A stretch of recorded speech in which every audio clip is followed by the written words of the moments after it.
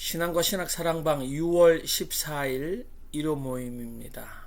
네, 종이 쳐지면 묵상하시고 시편 송소를 들으시겠습니다.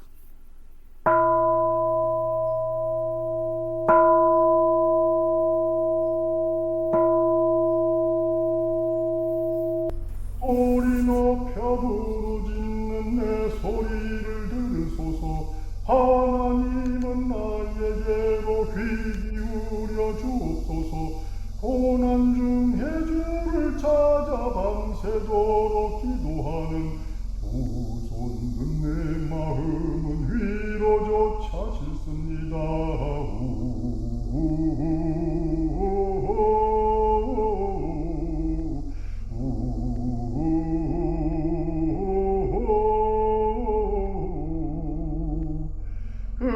옛날 주님의 일 놀라운 일 기억하며 그 크신 일 하나하나 깊이 새깁니다.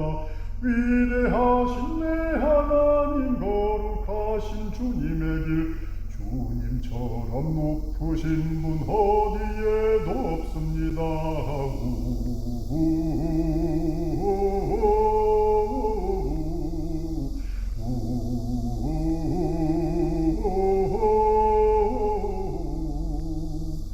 하나님 내 주님은 기적을 행하시어 주님의 그 능력을 만방에 알리시네. 야곱과 요셉 자손 주님의 백성들을 그 백성 속량하려 주님의 팔 펼치셨네.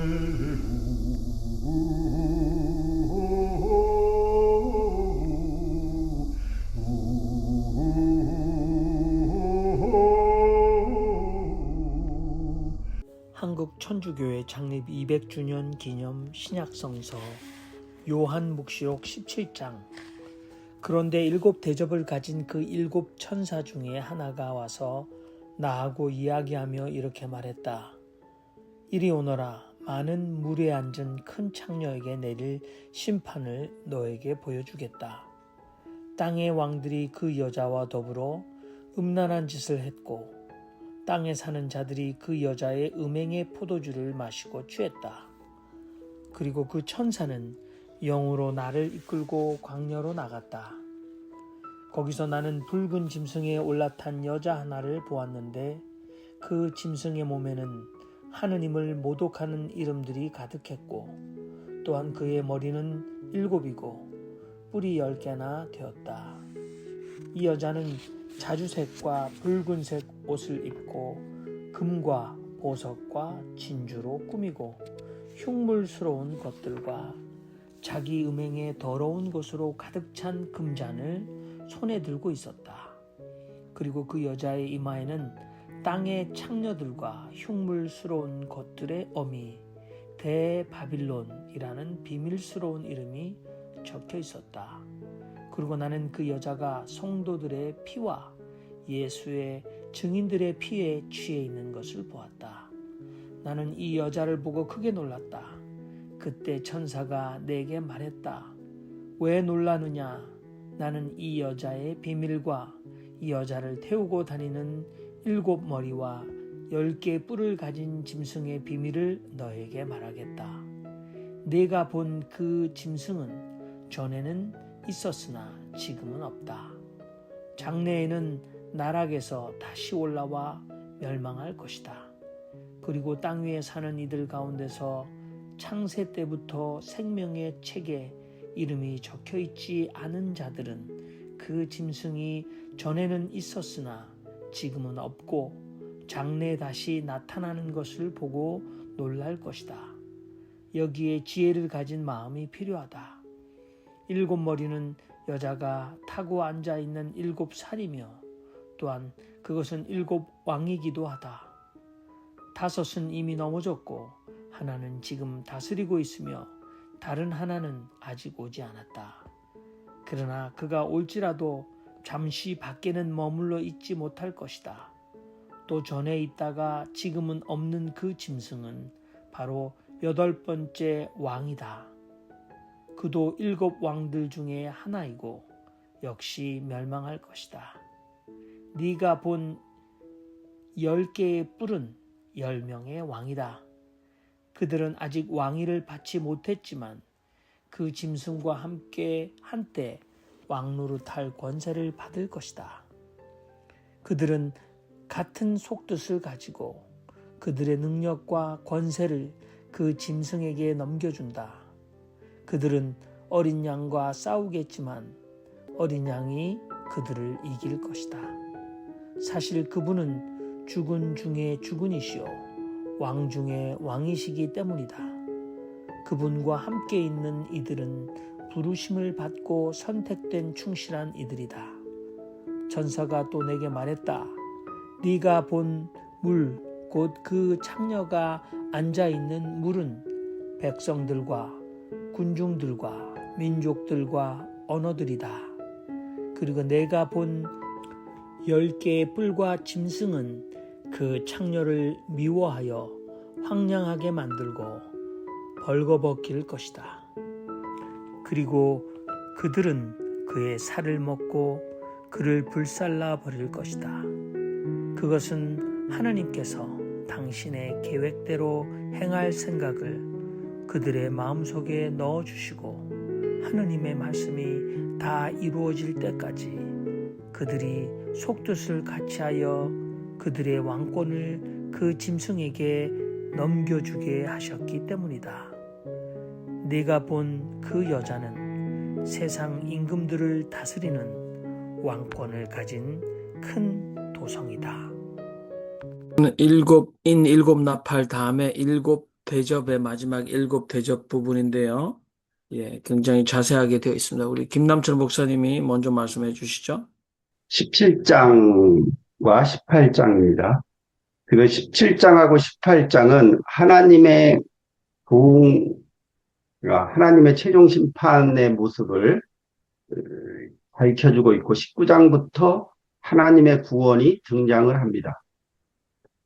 우리가 계시록을 보면 심판이 많이 나오는데 우리가 좀 생각해야 될 것은 심판은 항상 하나님의 구원의 과정이다라는 것을 우리가 늘 생각하면서 이 심판을 이해를 해야 된다고 생각합니다. 우리가 그동안 계속 이야기하였듯이 이 바빌론 혹은 그런 멸망이 로마 제국의 멸망을 암시하고 있습니다.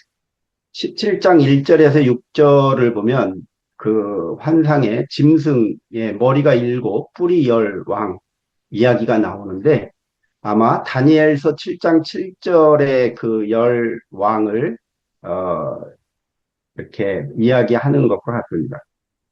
특히 17장에서는 큰 음녀가 나오고 또 여인이 나오고 이렇게 여성을 그 우상숭배자, 적그리스도 또 권세 가진 자들 이런 이미지로 여성을 등장시키는 것은 이 요한계시록의 공동체나 그 시대의 남성 가부장제 사회이기 때문에 이렇게 여성을 부정적인 이미지로 이렇게 차용한다고 볼 수가 있습니다.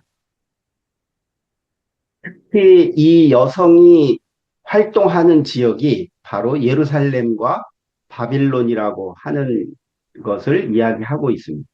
그만큼 초대교회는 그 우상숭배 근거지가 바빌론을 이야기하고 있는데 그것은 이제 로마 제국을 이렇게 비유하는 것이라고 혹은 은유하는 것이라고 볼 수 있고 또 예루살렘을 그 근거지로 삼는 것은 그 유대 종교에 대한 부정적인 판단으로 볼 수가 있습니다. 그래서 그 장소는 죄와 더러움으로 가득 찼다. 그렇게 말하고 있습니다. 여기에서 우리가 더 생각해 볼 수 있는 것은 창녀나 음녀 이렇게 비유하는 것의 대상들은 주로 우상숭배자나 종교 지도자라고 볼 수 있습니다. 그 구약의 호세아서에 보면 호세아 부인이 집을 나가고 남편을 대신해서 다른 남자와 동거하고 다시 집에 돌아오면 호세아가 그 부인을 용서해주는 그런 이야기들이 나오는데 그 호세아 부인은 비유적으로 보면 그 정치 체계, 그 구약 시대의 왕정 정치 체계 그 옹호 집단인 제사장 및 궁궐 예언자들을 그 호세아의 부인으로 은유적으로 비유했다고 볼 수 있습니다. 그와 같이 이 요한계시록 저자는 그 구약의 기자들처럼 우상 숭배자나 야훼를 배신한 종교인들을 이렇게 여성의 이미지로 그렇게 기록을 했는데 왜 그렇게 기록을 했을까 하는 것을 생각해 보면 그 구약의 예언자들의 이야기를 듣는 자들은 거의 다 수신인이 남성입니다. 그러니까 남성을 부정적인 이미지로 사용하기보다는 여성을 부정적인 이미지로 사용함으로써 남성 지배 체제를 더 확고히 한다고 볼 수가 있죠. 오늘날 우리 현대 종교는 다 남성 중심 그런 사회 체계를 갖고 있고 그런 권력을 가진 남성 집단은 여성을 대상화시켜서 남성 자신들의 위상을 확고화시키려고 하는 그런 모습을 보여주고 있습니다. 제가 그 종교 심리학적으로 보면 이거 제가 제 생각을 좀 더 부연한 건데요. 남성의 욕망은 여성에게 투사되면서 그 여성과 자신을 일체화시킨다. 이걸 이제 투사적 동일시라는 심리학적 용어로 되게 말을 합니다. 그래서 그 남성 집단들이 욕망체라고 인정하는 그 여성과 자신을 동일시함으로 인해서 오히려 그 남성은 자기가 대상화시킨 그 음녀가 자기 자신이 되어버리는 그런 심리적 현상이 특히 종교 집단에서 잘 일어납니다. 그래서 대개 종교 집단들은 이렇게 가부장제 체제의 그런 개념 안에서 그 체계를 만들어 가는 것이 종교 집단이라고 볼 수가 있습니다. 4절에 보면 용은 불같이 붉은색, 짐승은 자주색, 여인은 자주색 옷을 입었다. 대체로 이게 붉은 계통을 말합니다. 짐승도 자주색, 여인은 붉은색과 자주색이 섞여 있는 옷을 입었다. 그 말은 용과 짐승의 이미지를 다 가지고 있다. 그렇게 볼 수 있는 것입니다. 이렇게 적그리스도의 모습, 또 하나님을 대적하는 자들의 집단, 체제의 모습을 이중적으로 다 가지고 있는 이 여인은 여인이라고 볼 수 있습니다. 그래서 이 여인이 입은 옷은 신분과 역할을 나타냅니다. 되게 이 붉은 용이 계시록에 많이 나오는데 우리 동양인들은 용을 길조라고 보죠. 그래서 그 용을 부정적으로 사용하기보다는 긍정적인 이미지로 많이 사용을 하고 그래서 용궁이나 왕들의 의자에 용의 그림이 많이 있습니다. 그러나 초대교회 그리스도인들 또 기독교 공동체는 이 용을 전쟁의 모습으로 상징합니다. 그래서 그 당시 로마 제국이 전쟁을 통해서 포로로 잡아와서 노예로 삼고 전쟁의 획득물을 귀족들이 나누어 가지면서 그 로마의 귀족 사회가 유지되죠. 그래서 초대교회 사람들은 특히 이 전쟁을 일삼으면서 자신이 로마 황제 스스로가 자기를 신격화시켜서 나를 따르라, 내 명령에 복종하라 하고 하는 일방적인 그런 권력 독점에 대해서 부정하라고 저항하는 초대교회 모습을 가지고 있기 때문에 로마 제국을 붉은 용에 비유를 합니다. 또한 이 황제의 신격화에 대해서 오히려 유대 종교 지도자들이 묵인하고 동조하고 있었죠. 그래서 초대교회 그리스도인들은 그들을 우상 숭배자로 규정을 합니다. 그리고 7절에서 8절에 보면 이제 설명을 하고 있는데 여인을 보고 놀란다. 그리고 비밀이 폭로된다. 그래서 모든 것들이 다 드러난다는 거죠. 하나님의 심판은 모든 것을 다 드러나게 해주는데 결국 우리 인간들이 그런 억압과 고통을 주는 그러한 사탄의 힘에서부터 해방을 시켜준다는 것입니다. 그러니까 하나님의 심판은 그리스도인들에게 해방을 실현시켜주는 과정이다라고 인식을 했다고 볼 수 있습니다. 그런데 하늘로부터 내려온 용은 멸망을 했고 그리스도는 하늘로 승천한다. 그렇게 성경에 기록되어 있죠. 동양에서는 용이 땅에서 혹은 물에서 하늘로 승천하는데 이 계시록에서는 그 용이 땅에서 하늘로 승천하는 것이 아니라 하늘에서 내려온다는 것입니다. 그러니까 그 하나님의 심판을 이미 용이 받아서 이 땅으로 내려올 수밖에 없는 거죠. 그래서 왜 용이 하늘에서 내려올까 생각해 보면 그 초대교회 사람들 또 고대 근동 사람들에게 있어서 하늘은 신의 영역이고 그 신의 자리에 있는 그 용은 자칭 자기가 신이라고 이야기하는 로마 황제를 상징한다고 볼 수 있습니다. 그래서 로마 황제가 신의 자리에 있었지만 그 신의 자리에 머물러 있을 수 없고 하나님에게 심판을 받아서 땅으로 떨어진 모습을 표현하고 있다라고 해석할 수 있습니다. 그래서 로마 황제는 멸망의 순서를 겪고 있죠. 그러나 그리스도, 예수 그리스도는 땅에서 하늘로 승천한다. 그러면 그리스도가 땅에서 하늘로 승천한다는 표현은 땅은 세상이고 하나님이 창조한 공간인데 그 공간이 고통의 공간이죠. 우리 인간들은 이 땅에서 살면서 고통을 당하는데 그리스도가 이 땅에서 고통을 겪고 십자가를 지어서 부활을 했는데 그 모습이 바로 이 땅의 모든 것을 구원하는 과정이고 그것이 바로 부활의 모습이다라고 초대교회인들은 생각했다고 볼 수 있습니다. 그래서 그리스도는 하늘로 승천함으로 인해서 이 땅의 모든 죄악들, 이 땅의 악의 세력들이 심판을 당하고 하늘과 땅이 연결이 되는 그런 십자가의 구원 사건을 상징적으로 표현한다고 볼 수 있습니다. 그래서 초대교회 그리스도인들은 지금 이 땅에서 우리가 고통을 당하지만 예수 그리스도가 십자가를 지고 승리해서 부활의 몸으로 하늘 신에게 승천하였기 때문에 우리도 그 그리스도처럼 하늘의 신 하느님에게 갈 수 있다라고 그런 믿음을 가졌다고 볼 수 있습니다. 17장 9절에서 18절에 보면 그 일곱 머리는 여인이 타고 있는 산이다. 일곱 왕을 가리킨다. 일곱 산은 일곱 왕이다.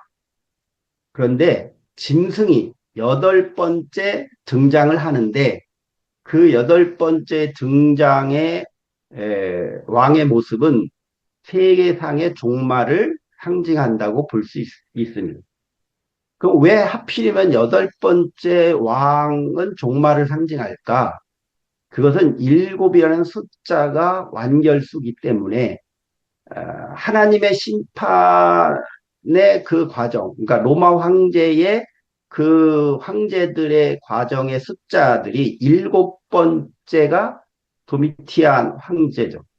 제가 밑에 했는데 아우구스투스, 티베리우스, 칼리굴라 하나, 둘, 셋, 넷, 다섯, 여섯. 도미티안이 여섯이네요. 그래서 도미티안 다음에 일곱 번째 왕 한 명이 살아있다. 그렇게 나오죠. 그리고 다섯 번째 왕까지는 멸망을 했고 한 왕은 살아있다. 그 한 왕이 도미티안이죠. 그래서 한 왕은 아직 도착하지 않았다. 그러면 그 다음번 일곱 번째의 완결수로 상징되는 그 왕은 왕 때 로마가 멸망할 것이다 라고 설정을 한 것이라고 볼 수 있습니다. 그래서 신이 된 황제는 지옥인 하데스로 간다는 메시지를 계시록에서 주고 있습니다.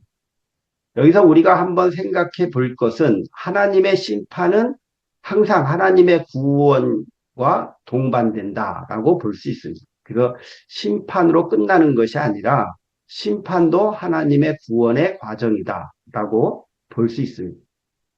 그러면 오늘날 우리 21세기 한국 교회와 우리 기독교는 이 자본주의 세계의 막강한 힘에 지금 그 관계를 하고 있는데 이 자본주의 세계의 막강한 힘을 어떻게 하나님의 통치하는 새로운 세상으로 이루어갈 수 있을지 이 붉은 용과 또 그 짐승들의 즉 사탄의 세력들 생명을 죽이고 생명을 고통스럽게 하는 이 사회 시스템에 대해서 어떻게 교회가 그것을 대응하고 대안을 만들어갈 수 있을까 하는 것이 우리들의 과제라고 볼 수 있습니다.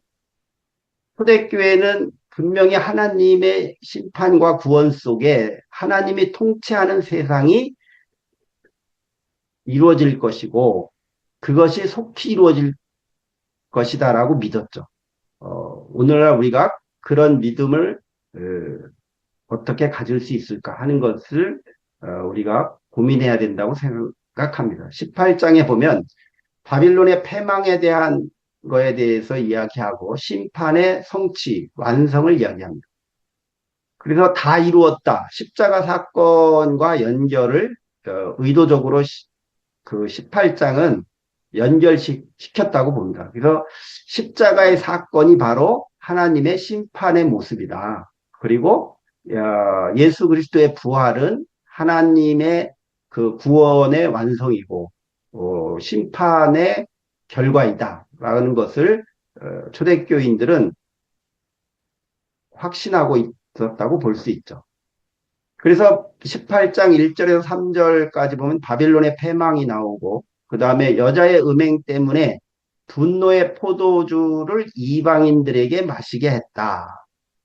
그 여자의 음행, 즉 우상숭배자들 또 붉은 용과 같은 그런 독재자, 권력자들, 고통을 주는 자들, 생명을 죽이는 집단들 그런 자들의 행위 때문에 하나님의 분노의 포도주를 이방인들에게 마시게 했다고 하는 것은 하나님의 심판과 구원이 단순히 유대인들만을 위한 것이 아니라 로마 사람들만을 위한 것이 아니라 그 시대의 모든 사람들에게 다 영향이 있다고 보는 거죠. 그래서 하나님의 구원이 단순히 선택받은 자들만에게 해당되는 것이 아니라 모든 사람들에게 하나님의 심판과 구원은 다 해당된다라고 본다고 해석할 수 있습니다.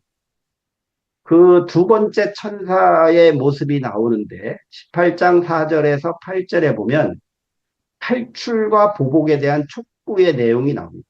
그래서 내 백성아 이 여자에게서 떠나라. 이 말은 원식교회 예루살렘 교회에서 탈출하는 모습을 회상하도록 그렇게 보고 있습니다. 즉, 그 예루살렘 멸망이라든지 서기 70년에 일어난 로마에 의한 예루살렘의 멸망을 경험한 자들이기 때문에 그 예루살렘의 멸망은 하나님의 심판으로 여겨졌죠. 그래서 하나님의 심판이 예루살렘에 이루어지기 때문에 그 심판의 자리에서 탈출하는 것이 구원의 길이라고 하는 것을 알려줍니다. 이것은 출애굽의 사건을 재현한다고 볼 수 있습니다. 그래서 예수 그리스도의 십자가의 구원의 사건은 단순히 개인의 죄를 대속해주는 그런 개인 구원관에 머물러 있는 것이 아니라 해방의 사건으로 사회적인 구원의 문제, 집단의 문제라고 볼 수가 있습니다. 그래서 초대교회 그리스도인들은 그 십자가의 구원의 사건을 개인의 구원도 믿었지만 그 새로운 세상을 만들어지는 과정이라고 보았기 때문에 그 사회의 구원 사건까지 이 십자가의 사건의 구속에 해당된다고 믿었다고 볼 수가 있습니다. 그래서 로마와 유대 종교로부터의 이런 해방의 사건이 바로 십자가 사건이라고 본 거죠. 그리고 그거의 완성은 그리스도의 부활 사건이라고 초대교회는 인식을 했다고 볼 수 있습니다. 18장 9절에서 20절에 보면 바벨론의 패망에 대한 비탄의 소리가 나오고 왕들의 탄식, 상인들의 탄식, 계속 탄식의 이야기가 나오는데 그 원인은 도시라고 하는 거예요. 도성이라고 했지만 도시, 그 도시가 모든 탄식을 할 수밖에 없는 그 요인이 바로 도시라고 하는 거죠. 그런데 그 도시는 권력자들과 상인들이 결탁해서 자기들의 부를 축적하고 사치하는 그러한 공간이 도시로 발전되어 있었습니다. 그 초대교회 그리스도인들은 산골에 가서 전도하지 않고 다 도시에서 전도했습니다. 그걸 사도 바울의 전도 여행을 보면 다 도시로만 다녔습니다. 그러니까 사람이 많이 모이는 곳, 즉 이방인들이 많이 모이는 곳을 다니면서 전도했는데 그 부정적인 이미지의 도시, 타락한 도시, 그런 그 도시에 대한 것들이 결국 사람들이 그 도시에서 탄식한다는 거죠. 모든 사람들이. 그래서 그 도시에 탄식하는 그 사람들이 하나님의 심판을 당하는 사람들이라고 보는 겁니다. 근데 교회는 그 도시에서 있지만 이 하나님의 심판으로 탄식으로 끝나는 것이 아니라 그 하나님의 심판에 이루어지는 여러 가지들의 상징들, 이런 것들을 이제 올바르게 보고 깨달으라는 것을 강조하는 것으로 볼 수 있습니다. 그래서 21절과 24절에 보면 예언자들과 성도들의 피가 도시에서 나오게 되고 또 땅에서 죽임당한 모든 사람의 피가 이 도시에서 발견되었다. 그리고 네 상인들이 세상의 권력자가 되었다. 그러면 네 상인들은 왕과 결탁한 자들이라고 볼 수 있는데 그 네 명이 누군지는 우리가 알 수는 없죠. 그러나 숫자적인 상징으로 사라고 하는 것은 땅의 수이기 때문에 이 땅에서 권력을 가진 자들이라고 볼 수가 있죠. 그래서 초대교회 그리스도인들은 사람이 많이 사는 이 도시 혹은 도성이라는 그 공간이 바로 죄악의 공간이고 하나님의 심판을 당할 수밖에 없는 공간이다. 그리고 하나님의 구원이 바로 그 도시에서 이루어진다라는 것을 강조하고 있습니다.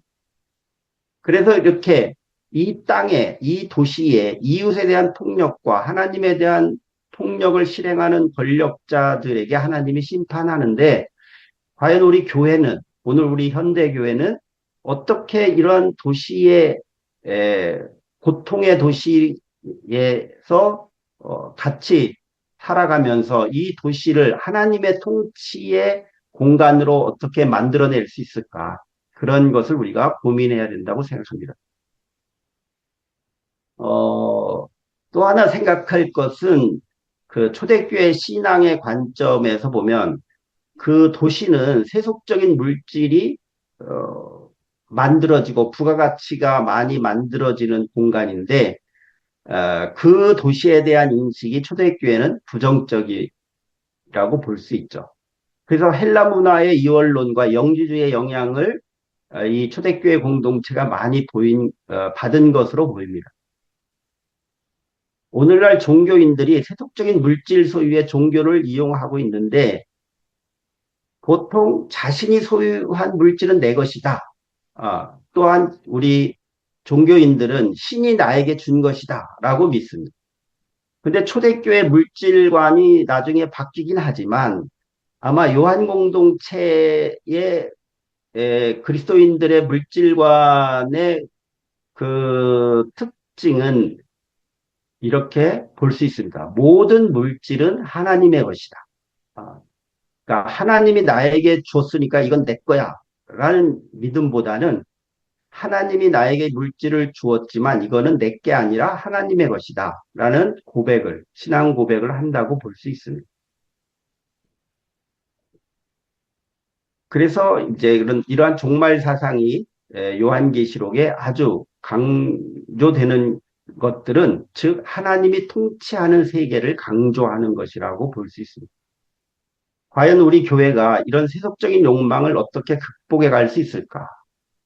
이것이 우리들의 질문이고 우리들이 성찰해야 되는 과제라고 생각을 합니다. 네, 여러분들의 생각이나 의견을 말씀해 주시기 바랍니다.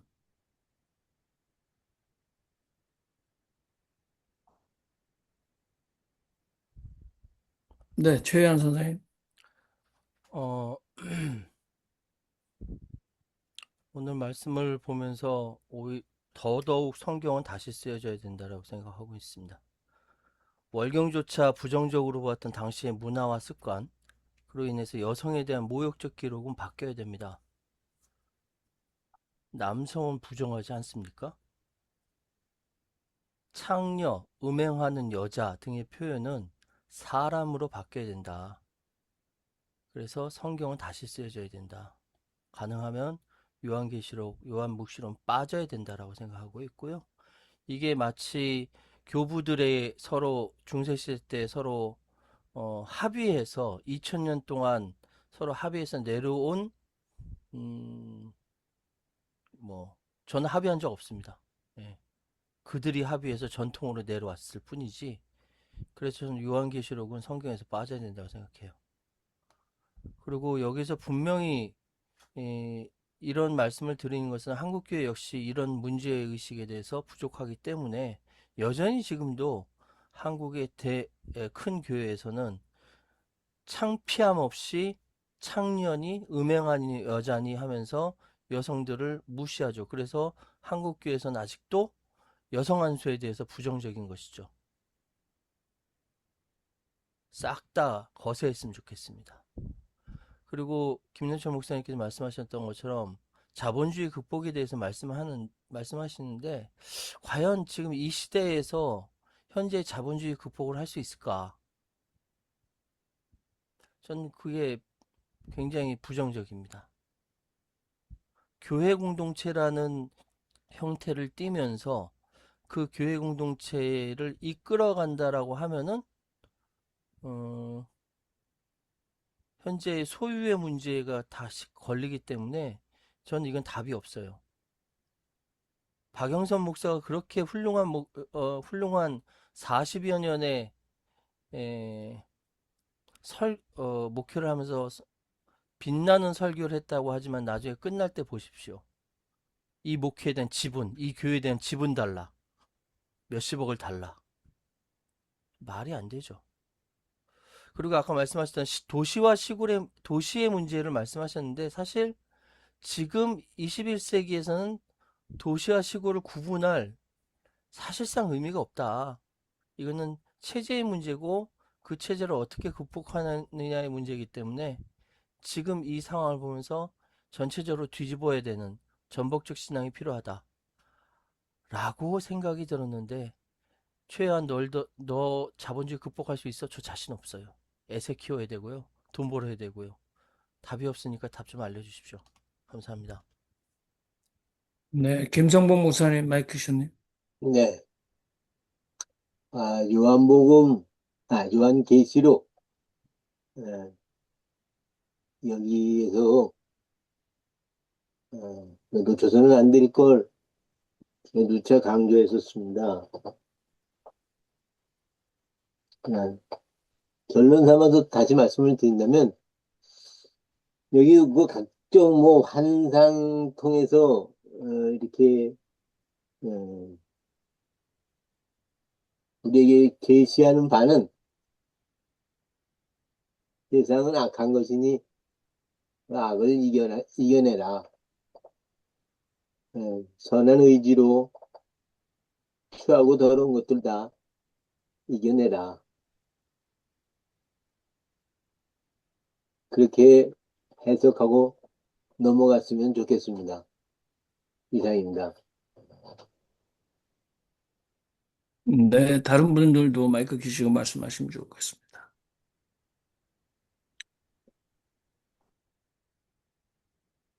네, 지성수 목사님. 한마디로 요한계시록은 기분 나쁜 책이다. 한마디로 기분 나쁜 책이다. 그렇게 생각이 들어요. 근데 그러라고 성경에 있는 건 아니니까 거기서도 뭘 좀 찾아야 되지 않겠어요? 예, 오늘 읽은 건 다 기분 나쁜 얘기들이죠. 끝에 뭐 조금 좋은 얘기가 나오는 것 같은데 뭔 소리인지 모르겠고.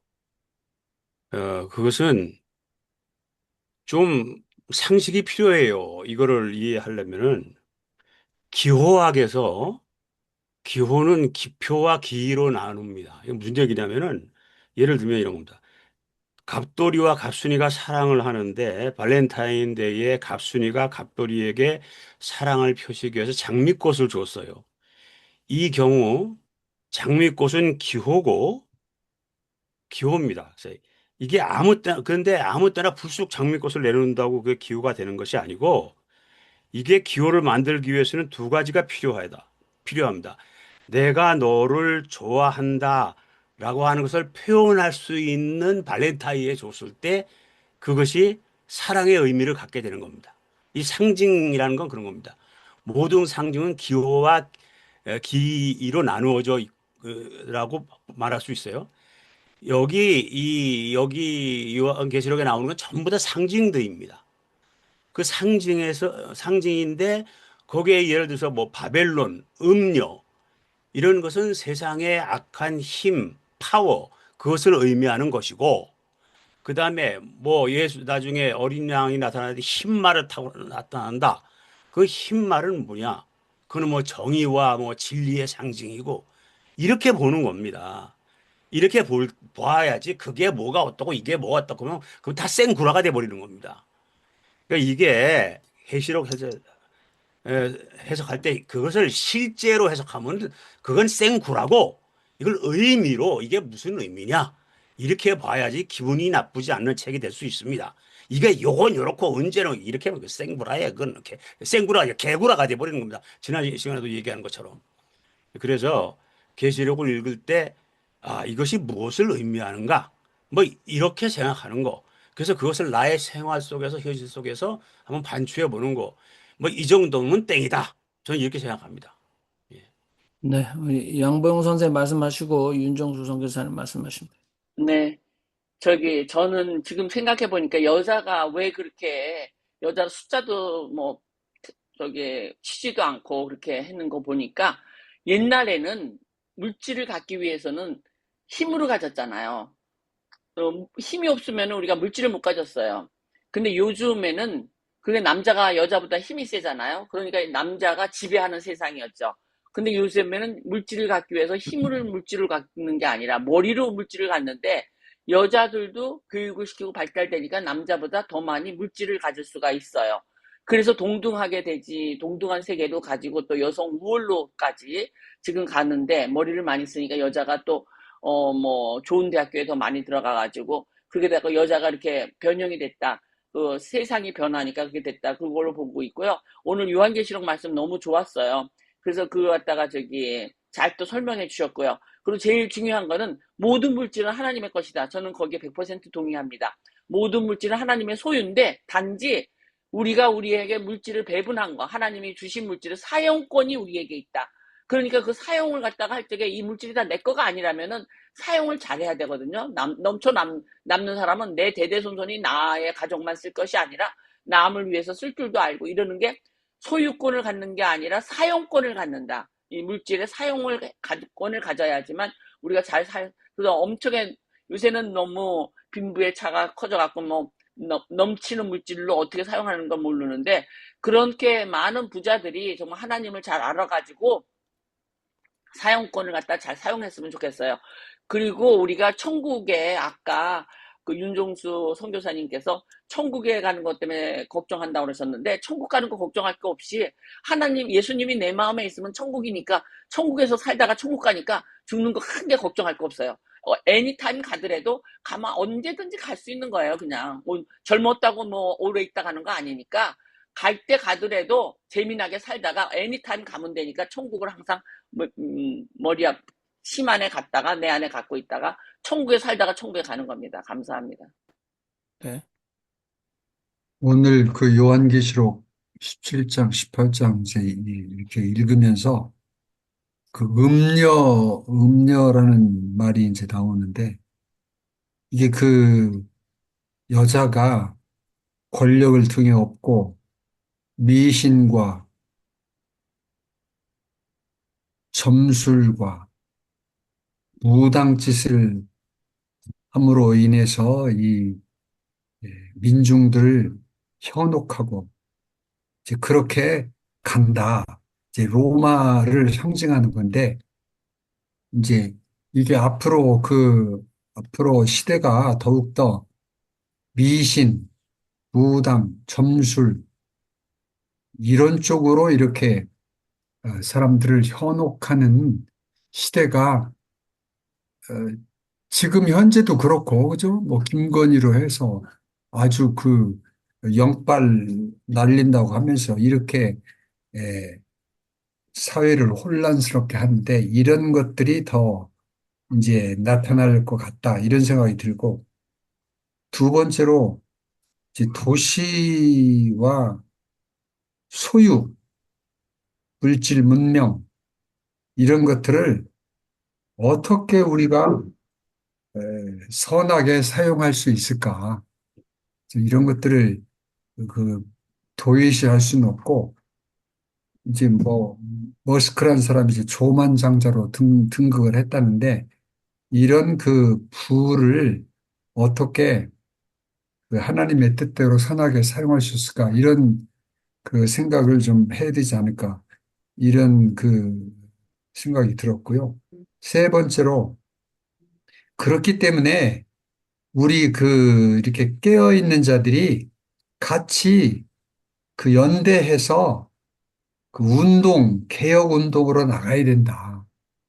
그러니까 우리 김남철 목사님이 이제 예수교회 연대도 얘기하셨는데 요즘에 그 한국의 김디모데 목사라고 젊은 목사인데 합동측인데 얼마나 이 참 그 중요한 일을 하고 있는지, 그러니까 어떻게 이게 어, 버릴 게 아니고 여기서 예수님께서 세우셨으니까 교회를 이걸 어떻게 잘 개혁해서 하나님의 나라를 이루어갈 것인가 그런 연대 운동을 하고 이것을 주류로 만들어야 될 사명이 있다. 저는 그렇게 생각을 합니다. 네. 그 마무리하겠습니다. 뭐 제가 마무리하는 건 아닌데 그 아무튼 17장, 18장에서 로마 제국의 권세는 짐승으로 상징되었고 그다음에 로마 성읍, 로마 도시는 창녀로 상징했습니다. 그런데 이제 우리 최현 선생님이 이게 텍스트 오브 테러다. 이 필리스 트리블이라는 구약 신학자에 의해서 성서 속에서도 당연히 가부장적 억압 구조에 오염되어 있는 언어들과 상징들이 나오고 메시지도 나옵니다. 근데 그걸 성경에서 파버릴 수도 있을 것 같습니다. 요한계시록, 묵시록의 이제 19장과 21장에는 이 로마 제국의 권세를 상징하는 짐승과 대치되는 어린 양, 물론 예수 그리스도를 상징하시는데 이제 구원자께서 다스리게 된다. 그 다음에 이 로마 시에는 새 예루살렘인 순결한 신부가 오신다. 이렇게 또 되어 있습니다. 그러니까 그 상징들을 잘 생각하면 좋을 것 같다는 저는 생각을 했고요.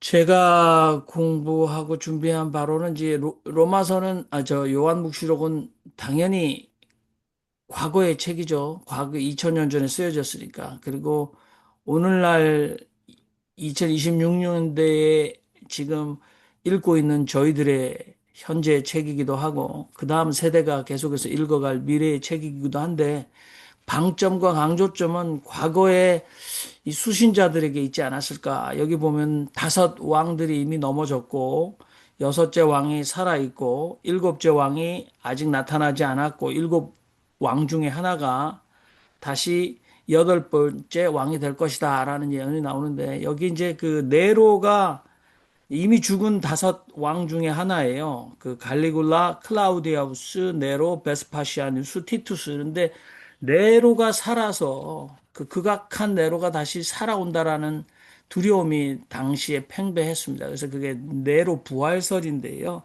근데 아무튼 학자들이 그 5왕 이후에 그 황제들을 얘기하게 되니까 도미티아누스가 6째 왕이 되고, 그 다음에 그 7째 왕이 네르바 황제, 그리고 마지막 8번째 황제가 트라이아누스가 된다 이렇게 나왔는데, 트라이아누스가 된다면 이게 일부러 묵시로 기호로 쓸 필요가 없어지게 되기 때문에 계산을 다시 잘 해서, 그 아까도 황제 이름이 김남철 목사님 말씀하셨는데, 결국은 실제로 이 7번째 부활한 네로는 역시 도미티아누스가 된다 이렇게 되는 거죠. 그래서 숨기면서, 그만큼 제가 이제 이 얘기를 하는 이유는 당시 수신자인 소아시아의 7 흩어진 교회의 신앙 공동체들은 이 폭압적인 네로 그 로마 황제의 시대를 어떻게 끝낼까,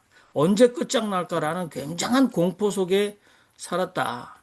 그렇다면 이 메시지는 이렇게 그 이미 5왕이 넘어져 있고, 이런 메시지는 결국은 끝장난다라는 희망을 주기 위해서 쓴 거다. 뭐 우리 최요한 선생님이 자본주의의 힘에서 나는 포기했습니다. 근데 그래도 포기하지 말고 희망을 주는 메시지를, 본인에게 사명이 있다면 이 여성을 창녀로 음료로 부르는 성서를 그냥 빼가지고 파기시키는 게 아니라 그걸 다시 읽어내면서 그 속에서 자본주의 힘을 극복할 희망을 찾아내는 게 해석자의 의무가 아닐까를 생각합니다. 자, 우리 정숙자 목사님 마이크 키셨네요. 네.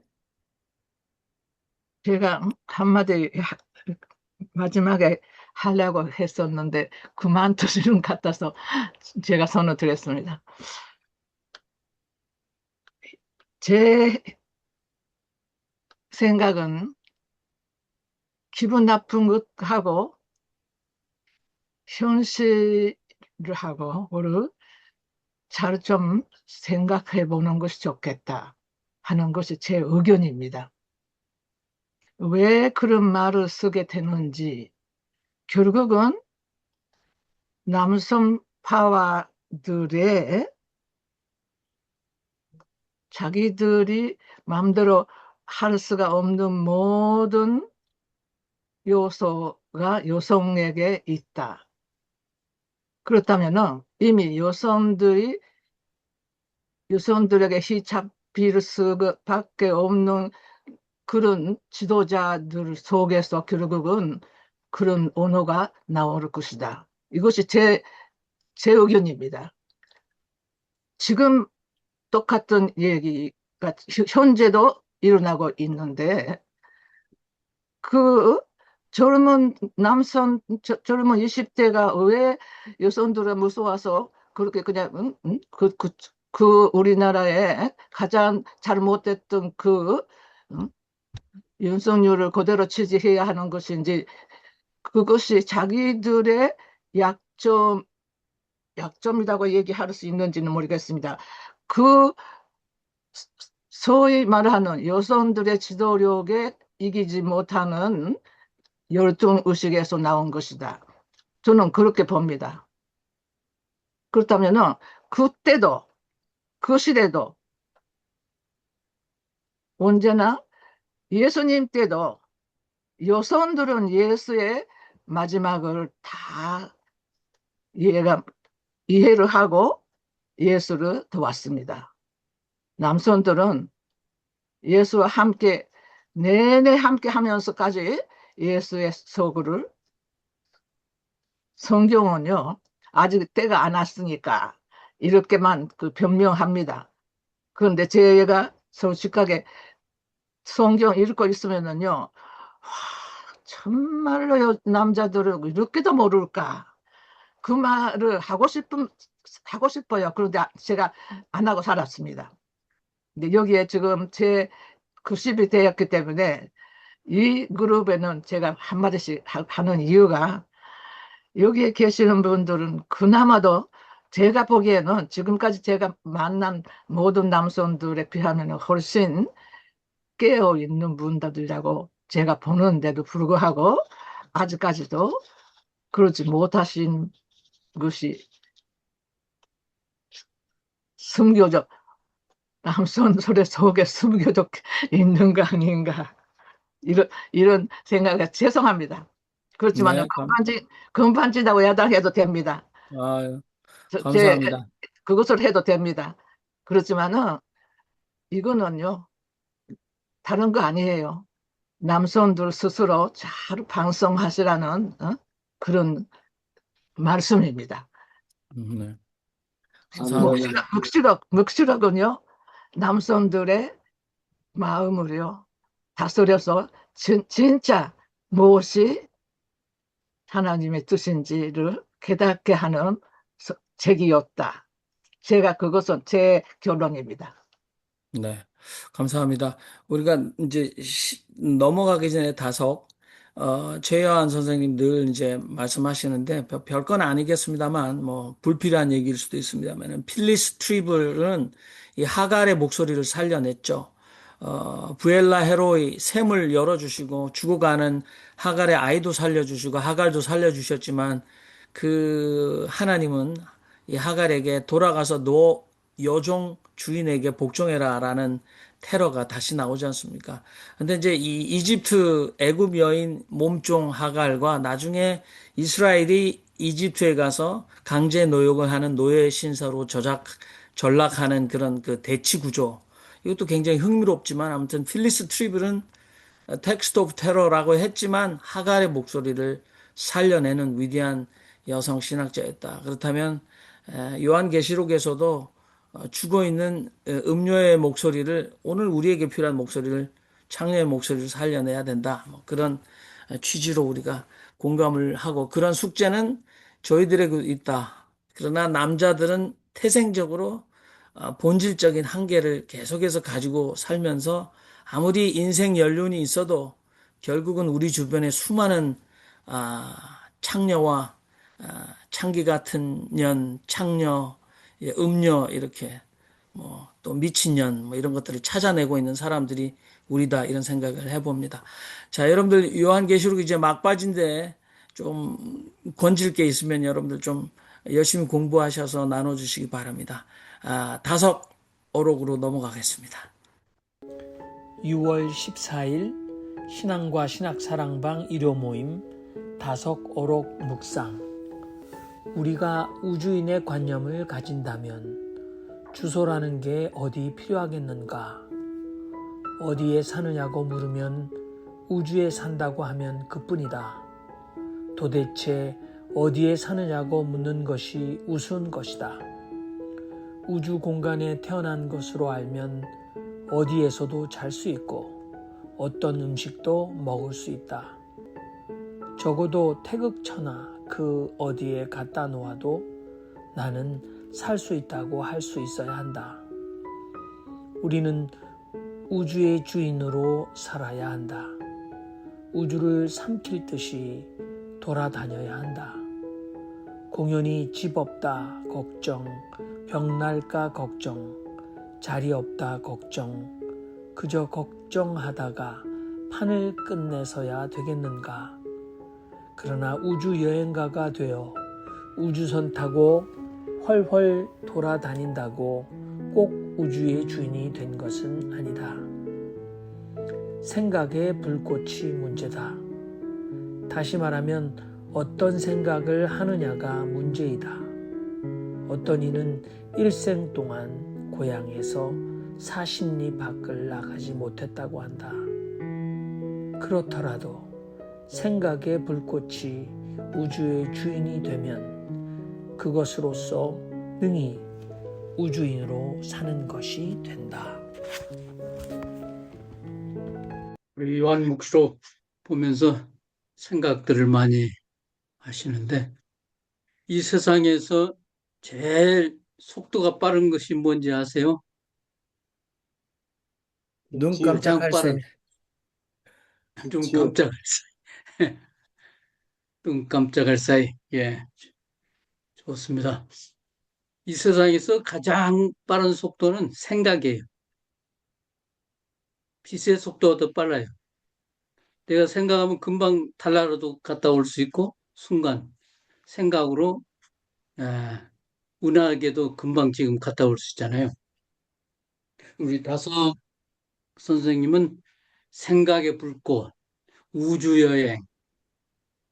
그러니까 우리가 자본주의 사회에서 우리는 집착하거나 물건에 대한 애착, 이 탐욕의 시대에 마음을 내려놓고 어디 못 다니잖아요. 우리 남자들 경우는 지금 우리 소비 문화가 굉장히 고급화되고 또 소비 비용이 많이 들기 때문에 끝없이 일을 해야 돼요. 그다음에 새로운 물건이 나면 가전제품, 새로운 전자제품 또 사야 하고 애들도 사줘야 하고 그러니까 그 생활하기 위해서는 끊임없이 우리는 일을 해야 돼. 그래서 일하는 기계가 됐잖아요. 자본주의 사회에서. 근데 다섯 선생님은 이제 그거를 벗어날 수 있는 거를 우리에게 보여주는데 우리 최요한님께서 어렵다 말씀 참 어려워요. 이게 블랙홀 같아. 자본주의 세계가 그 옆에만 있어도 다 휩쓸려가 블랙홀에 빠져들어가듯이 아무리 우리 자본주의 사회에서 벗어나려고 해도 그냥 빨려 들어가는 이 속에서 우리가 어떻게 해결할 수 없는 건데 이 생각의 불꽃 그러니까 우주를 찾아다니면서 수없이 노력하고 뭔가를 찾으러 갔는데 다성님 말씀은 결국 내 안에 우주가 있다라고 또 말씀하시. 정말 힘들게 어렵게 찾아다니는데 결국 내 안에 있었던 겁니다.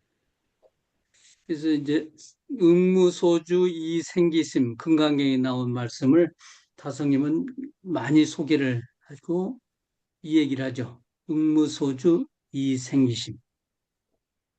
그리고 여기에서 이제 생각 불꽃을 얘기하시면서 40리 밖을 나가지 않은 사람도 있다. 그분이 임마누엘 칸트예요. 임마누엘 칸트는 평생을 그 지역에서 태어난 지역에서 40리 밖을 나가본 일이 없는 분인데 세계 철학을 정리해서 새로운 철학의 파라다임을 만들어내셨단 말이에요. 어떻게 가능했을까? 생각의 불꽃으로 가능했다는 걸 이제 다섯 어록에 지금 말씀하시는데 이 40리라고도 하고 그 임마누엘 칸트가 태어난 곳이 케니히스베르그 지역인데 그 좌우 이 반경이 16km에서 40km라고 그래요. 그러니까 16km면 40리. 만약에 40km 이렇게 반경이 40km까지 지역이 되면 100리. 그러니까 40리에서 100리 밖을 나가본 일이 없다. 그런 말씀이 되는데 이제 다성님은 40리 밖을 나가본 일이 없어서 세계를 안다. 이렇게 말씀을. 고맙습니다. 네, 오늘 생각의 불꽃, 우주인으로 사는 방법. 네, 말씀하셨습니다. 여러분 의견 말씀해 주시죠.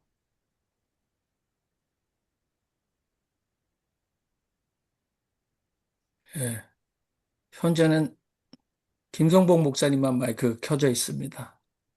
말씀하시죠. 뭐 공교롭게도 그 어저께 조억부자, 억만장자, 조만장자, 조만장자. 조만장자, 가 탄생한 그런 건데, 어, 이제 그 우주 화성에 뭐 몇십만 명이 가서 살고, 어, 왔다 갔다 하는 시대가 된다는 건데, 난 가라로도 못 가겠어요. 그 고소공포증 때문에. 갔다 올 사람들 열심히 다녀오시기 바랍니다. 근데 그렇게 해서 행복한 건가? 하는 생각이 그때 들더라고요. 지구 안에 지금 다니는 것도 제대로 못해서 동영상으로 이렇게 보고 만족하고 행복해 하는데, 예, 꼭 그렇게 우주를 이렇게 가봐야 되는 건지, 웃는 사람들,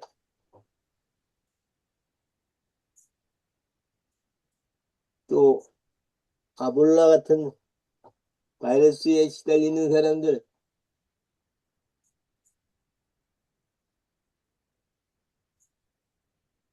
물에다가 소독약 타서 먹어야만 하는 사람들, 우리가 우선적으로 그런 문제를 해결하고 나서 로켓 타고 화성도 가고 달 하나도 가고 그래야 될 거 아닌가 하는 생각이 듭니다. 이상입니다. 네. 윤종수 성사님. 그 우주의 주인, 우주 여행가,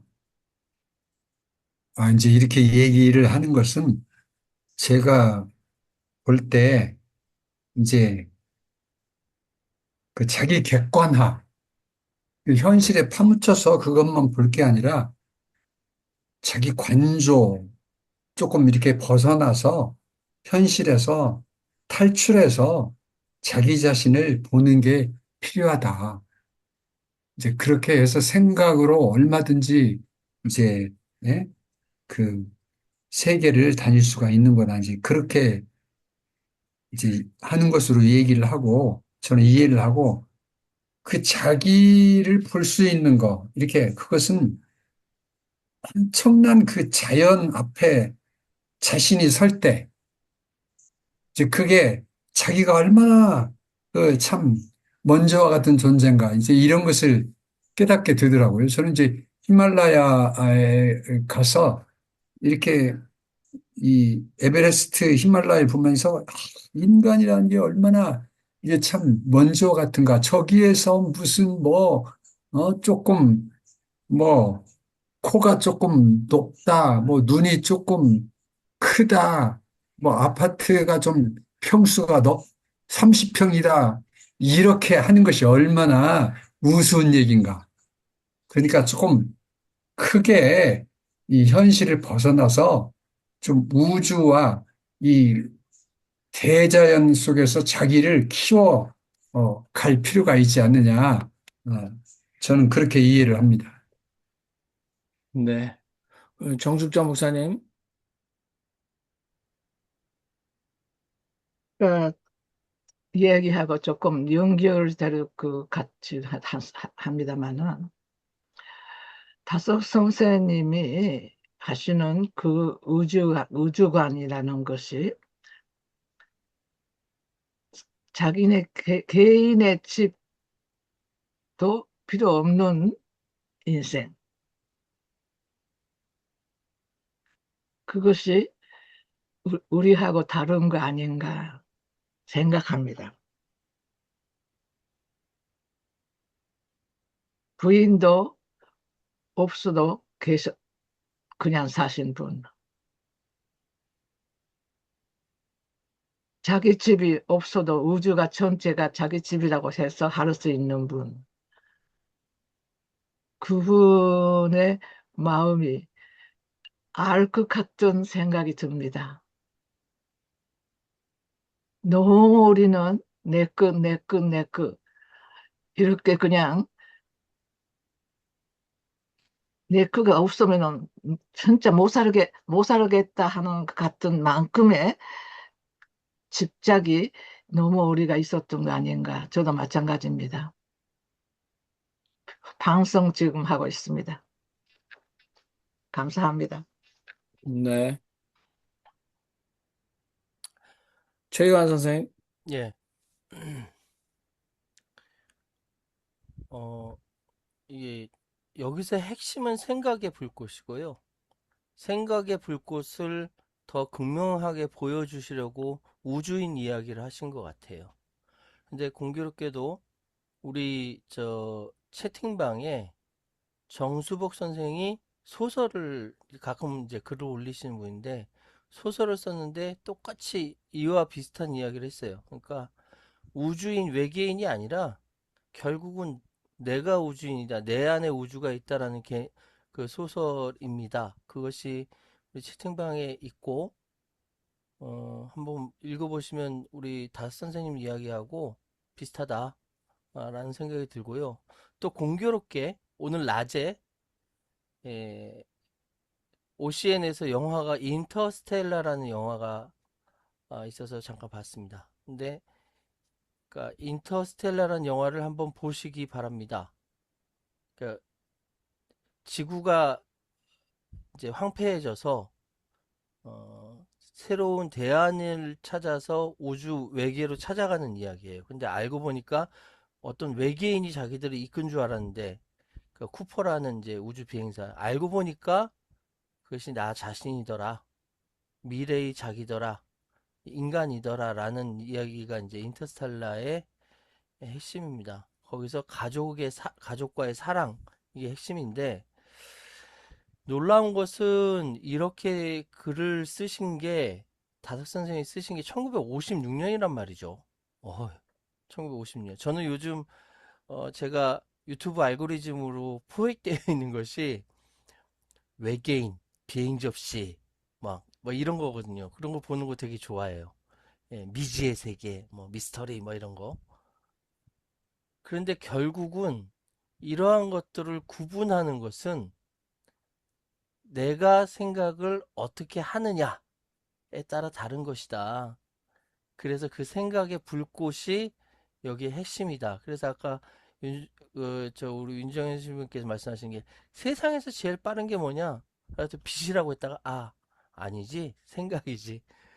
내가 생각으로 저기 우주 끝까지 가 있으면 내가 가 있는 거고 몸으로는 여기 있지만 막 이런 생각이 들면서 56년도에 이렇게 생각을 하신 모든 사람은 시대의 자식일 텐데 그 시대를 뛰어넘으시려고 하셨던 다섯 선생님이 참, 야, 대단하다. 저거 따라가려면 뭐 아주 멀었다라는 생각을 했습니다. 예, 생각의 불꽃 화이팅. 예. 네, 고맙습니다. 우리 헨리 김 목사님.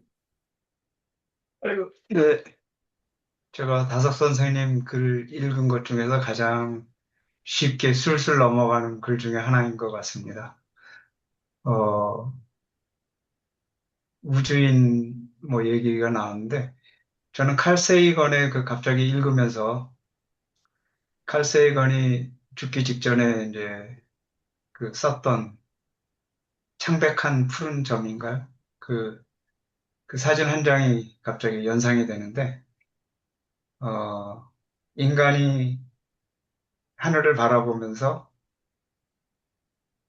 결국은 하늘에 올려보낸 그 보이저 탐사선이 또 촬영 각도를 뒤바꿔서 찍힌 창백한 푸른 점 안에 바로 우리가 살고 있는데 그것을 바라보면서 느꼈던 많은 것들이 결국 오늘 다석 선생님의 이야기하고도 연관이 되는 것 같습니다. 근데 저는 뭐 화성을 가고 뭐 달을 가고 뭐 이런 거보다도 칼 세이건이 한 얘기가 있어요. 그 안에서 지금까지 우리가 살아가는 것 중에서 가장 아름답고 살기 좋고 한 곳은 지금 바로 우리가 살고 있는 이 지구다. 그래서 지구 안에서 지구인이라고 하기 전에 우리는 벌써 우주인 개념으로 본다면은 우리는 우주에 살고 있는 지구인이다. 그렇게 생각할 때 오늘 같이 공감이 되고요. 아까 우리 김남철 목사님 해주신 요한계시록 아주 정말 뜨끔하게 받아들이면서 그 시대나 지금 이 시대나 역시 똑같은 주제를 가지고 우리가 생각의 차이로 이렇게 살아가고 있구나 하는 것을 또다시 한번 느꼈습니다. 오늘 그 다석 선생님 말씀이 가장 쉽게 와닿았던 부분 중에 하나인 것 같습니다. 우리는 우주인이다. 고맙습니다. 그 오늘 본문 중에 다석 선생님은 그 우주를 삼킬 듯이 우주의 주인으로 돌아다녀야 되는데 공연히 집 없다 걱정하고 병 날까 걱정하고 이런저런 걱정하다가 인생을 쪽내서야 되겠는가 이렇게 얘기하고 계신데 또 이제 이거 읽어보면서 어떤 사람은 지금 팔레스타인에서 집이 무너지고 병원까지 무너지고 학교에서 애들이 불타 죽는데 한가롭게 이따위 뭐 이렇게 또 하는 사람은 그냥 평생 그렇게 사는 사람이에요. 남의 글 가지고 꼬리 잡고 계속 그렇게 살잖아요. 근데 오늘 이것은 일반화 되게 쉬운 것 같습니다만 아무튼 뭐 걱정을 아무리 일론 머스크라고 해도 걱정 없이 살 것 같다라고 해도 걱정은 있을 것 같습니다. 공연한 걱정, 특히 오늘 신앙을 가진 우리에게 나는 말년에 집 한 채 없는데 이렇게 생각하는 분도 있고 그 중에 한 사람도 접니다만 아무튼 다석 선생님의 말씀, 우리 henrique 목사님 말씀 뜨끔합니다. 우리 김남철 목사님 마이크 계셨네요. 예. 그 생각의 불꽃이라는 단어가 핵심이라고 해서 생각난 게 우리 그 뭐야 속담이라고 그럴까요? 그런 말 있잖아요. 생각하기 나름이다. 마음 먹기 나름이다. 그런 말이 있는데 그 종교라고 하는 것이 바로 우리들에게 생각을 바꾸게 하고 마음을 변화시키는 촉진자 역할을 하는 것이 종교다. 그렇게 생각이 납니다. 그래서 우리가 성경을 읽으면서 과연 우리는 어떻게 해야 되는가 하고 고민할 때가 있는데 그런 것들이 우리들의 고정관념을 어떻게 바꿀 수 있을까? 또 지금의 내 마음의 상태를 어떻게 변화시킬 수 있을까? 그래서 우리가 쉽게 할 수 있는 것을 하면 그게 바로 어, 하나님의 뜻을 이룰 수 있는 방법이 될 것이다. 그런 생각을 해봅니다. 네, 이상입니다. 네. 또 다른 분 없으시면 윤정현 신부님 혹시나 양보영 선생님 말씀하시죠? 아이고, 네, 죄송. 아니, 그때 다소 선생님께서 굉장히 그 집이 없고 사실은 리타이어 하고 나서 그게 되는 것 같아요. 리타이어 하기 전에는 애들 키우고 이럴 때에는 한 곳에서 살면서 이게 돈을 벌어야 되고 그러지만 리타이어 하고 나서는 집이 필요가 없고 어디 가서나 살 수 있다.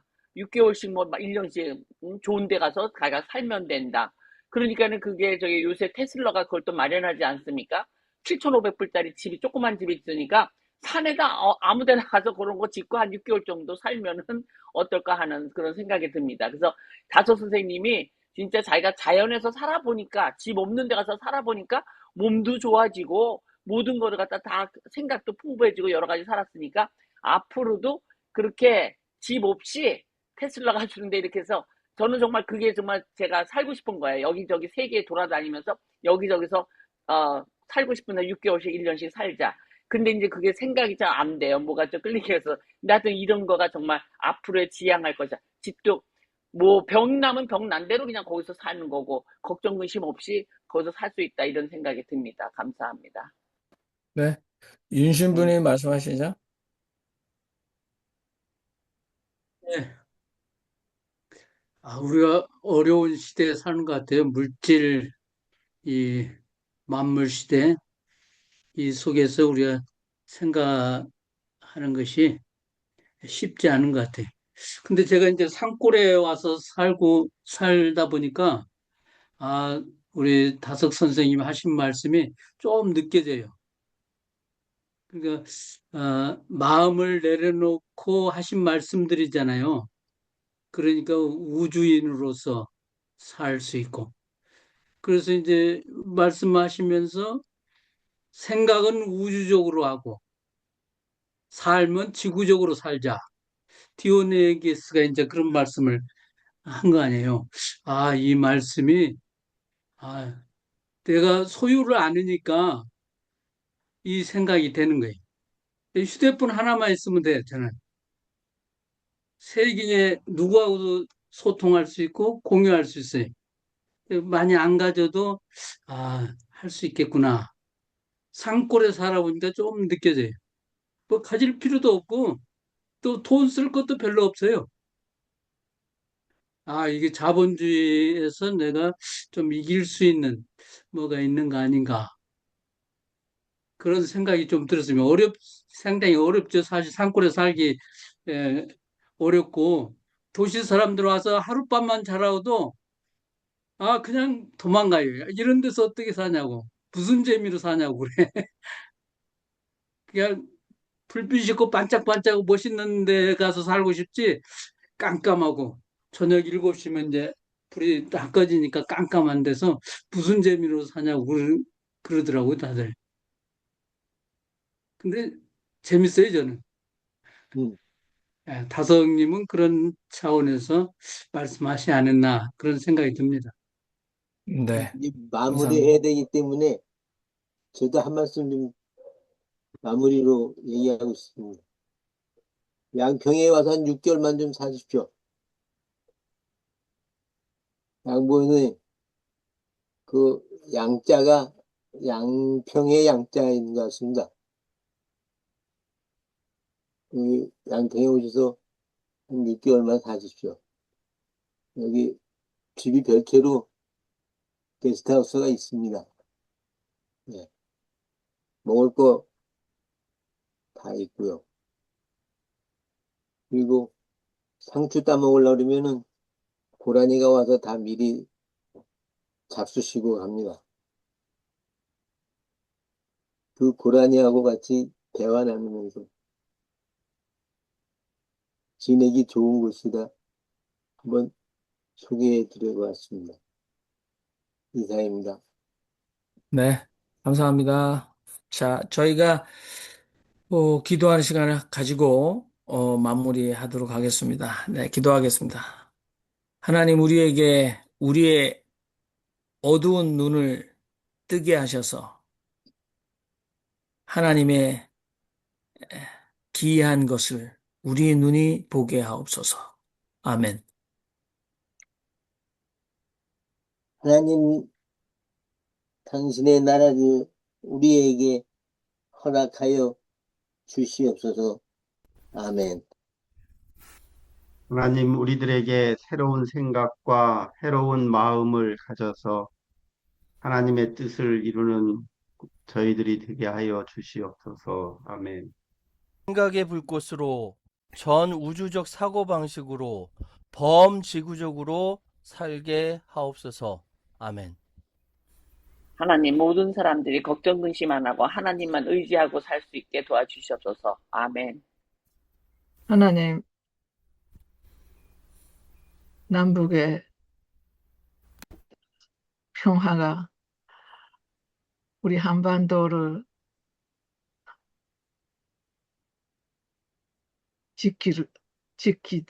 지켰으면 좋겠습니다. 하나님, 이 한반도의 평화를 내려주셔서. 아멘. 아멘.